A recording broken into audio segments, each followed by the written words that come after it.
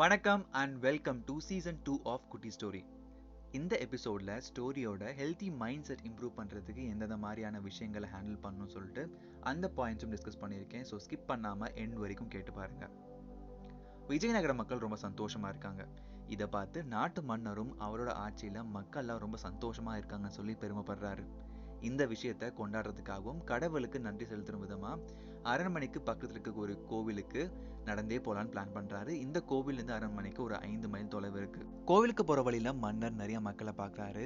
மக்களும் மன்னரை பார்த்த சந்தோஷத்துல அவர் கூடவே பேசிக்கிட்டு கோவிலுக்கு நடந்து போறாங்க. ஒரு வழியா மன்னர் கோவிலை ரீச் பண்றாரு. ரீச் பண்ண உடனே மன்னருக்கு பயங்கரமான கால்வலி. ஏன்னா இதுதான் அவர் முதல் முறையாக நடக்கிறாரு இல்லையா. உடனே அமைச்சரெல்லாம் கூப்பிட்டு இந்த சாலை முழுவதுமே கரடுமுரடா இருந்தது, அதனால தான் என் கால் ரொம்ப வலிக்குது.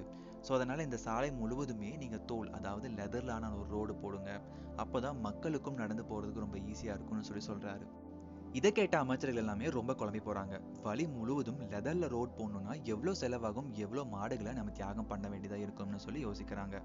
இதை கேட்டுட்டு இருந்த மன்னரோட பையன் சொல்றான், இந்த பாதை முழுவதுமே லெதர்ல ரோட் போடுறதுக்கு பதிலா உங்களுக்கு லெதர்லான ஒரு காலனி செஞ்சாலே போதுமே, இவ்வளவு செலவு தேவையே இல்லைன்னு சொல்லிட்டு. மன்னரும் இந்த யோசனையே நல்லா இருக்கே, எனக்கும் இந்த நாட்டு மக்களுக்கும் அந்த மாதிரியான காலனிகளை செஞ்சு கொடுங்கன்னு சொல்லி கட்டளையிடுறாரு.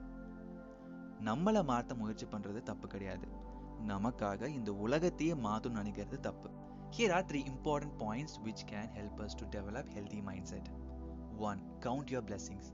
நீங்க எந்தெந்த விஷயத்துல லக்கியா ஃபீல் பண்றீங்களோ அதை ரைட் பண்ணி எப்பப்பெல்லாம் டவுனா ஃபீல் பண்றீங்களோ அப்போ அதை எடுத்து பாருங்க. that can give you a good feel. 2. Enjoy your progress. நல்லதோ கெட்டதோ நம்ம வாழ்க்கையில பார்க்கக்கூடிய விஷயங்கள் நமக்கானது, ஸோ அதை மறக்கணும்னு நினைக்காதீங்க. 3.